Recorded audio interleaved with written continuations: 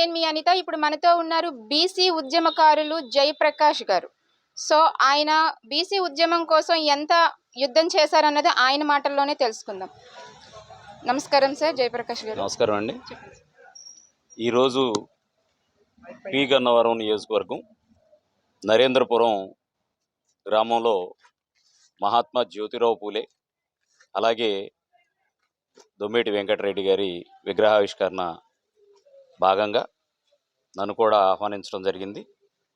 మరి ఈ ప్రాంతంలో ముఖ్యంగా ఆంధ్ర రాష్ట్రంలో బీసీల్లో అత్యంత చైతన్యవంతమైన ప్రజలున్న ప్రాంతంగా భావించాల్సిన పరిస్థితి ఉంది.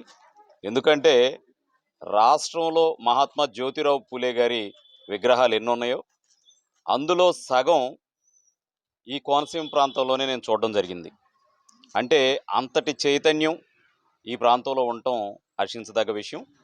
అలాగే ఏదైతే రిజర్వేషన్ హక్కుల భంగం కలిగిన ప్రతి సందర్భంలో ఈ కోనసీమ ప్రాంతం నుంచి బీసీల అందరి హక్కులు, ఈ రాష్ట్రంలో 139 బీసీ కులాలుంటే అందులో అందరి హక్కుల కోసం అసంఖ్యాకంగా రోడ్డెక్కి ఉద్యమాలు చేసి హక్కులు కాపాడిన మరి ఏదైతే ఈ ప్రాంత బీసీ నేతలకి మరి ఈ బీసీ సమాజం, రాష్ట్రంలోని బీసీ సమాజం మొత్తం రుణపడి ఉన్న పరిస్థితి కూడా ఉంది.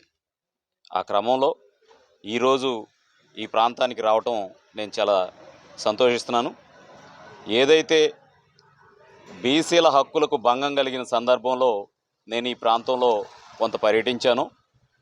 ఆ పర్యటించిన క్రమంలో నాకు మరి బీసీల సమస్యలే కాకుండా అందరి సమస్యల్ని మానవతా దృక్పథంతో, సేవా దృక్పథంతో అందరి సమస్యల్ని గమనిస్తూ మరి తన వంతు సాయం చేస్తూ ముందుకెళ్తున్న ఒక సేవకుడిగా మరి వాసంశెట్టి సుభాష్ గారిని అప్పట్లో నేను కలుసుకోవడం జరిగింది. వారితో నాకు గత 2014 నుంచి ఆయనతో స్నేహ సంబంధాలు ఏర్పడి నేను కలిసి ప్రయాణం జరుగుతుంది. అందులో భాగంగా ఈరోజు ఇక్కడ కూడా కలుసుకోవటం సంతోషించదగ్గ విషయం. అలాగే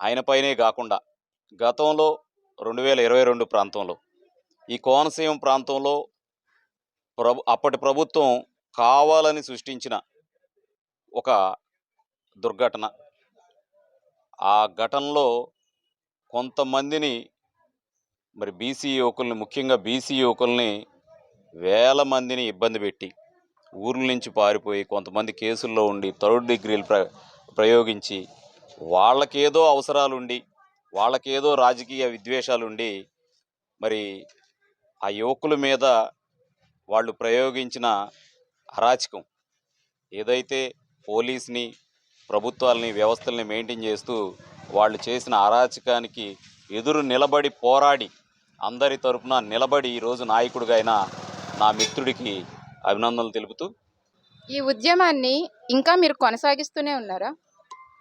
ఈ ఉద్యమాన్ని, బీసీ ఉద్యమాల్ని నిరాపేక్షగా ఏదైతే బీసీల సమస్యలను అధ్యయనం చేస్తూ ఆ అవగాహనతో అన్ని కులాల యొక్క స్థితిగతుల్ని, వృత్తుల నేపథ్యాన్ని క్షుణ్ణంగా అధ్యయనం చేస్తూ మా ప్రయాణం సాగుతూనే ఉంది. ఆ క్రమంలో ఈ కోనసీమ ప్రాంతంలోని బీసీల సమస్యలను కూడా తెలుసుకుంటూ మరి సుభాష్ గారికి కూడా నా వంతుగా కొన్ని సమస్యల్ని ఆయన దృష్టికి తీసుకొచ్చి ఆయన ద్వారా పరిష్కరించాలనే ఉద్దేశంతోనే నేను ఈ ప్రయాణం కొనసాగిస్తున్నాను. సమస్య తీవ్రం అయినప్పుడు మినిస్టర్ దృష్టికి మీరు తీసుకెళ్తారా, సుభాష్ గారి దృష్టికి?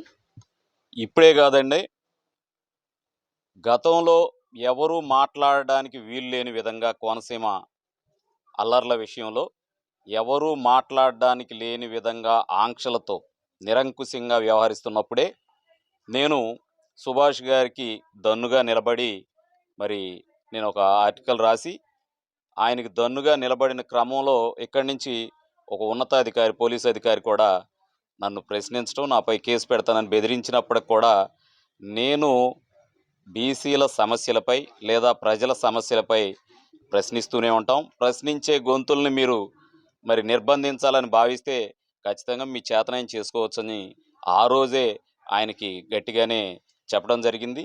ఇప్పటికైనా సరే సరైన సమస్యలు ఈ ప్రాంతంలో ఉంటే, అసలు నిజానికైతే సుభాష్ గారి దృష్టికి ఏ సమస్య వచ్చినా ఆయనే పరిష్కరించగలడు. ఎందుకంటే ఆయన ప్రజల్లో మనిషి. మళ్ళీ సంఘాల తరపు నుంచి మేమొచ్చి ఆయనకి సమస్యలు విన్నవించాల్సిన పరిస్థితి అయితే రాదనే భావిస్తున్నాను. సుభాష్ గారి కోసం మీరు ఏమనుకుంటున్నారు? సుభాష్ గారు వాస్తవంగా చెప్పాలంటే ఇక్కడ అనేక మంది రాజకీయ నాయకుల నేపథ్యాలు నాకు గత 30 సంవత్సరాల నేపథ్యాలు నాకు ఒక అవగాహన ఉంది. ఈ ప్రాంతంలో ఖచ్చితంగా సుభాష్ ముందు, సుభాష్ తర్వాత అనేలాగా ఆయన రాజకీయ ప్రయాణం, ప్రస్థానం ఉంటదని మాత్రం నేను ఖచ్చితంగా చెప్పగలను.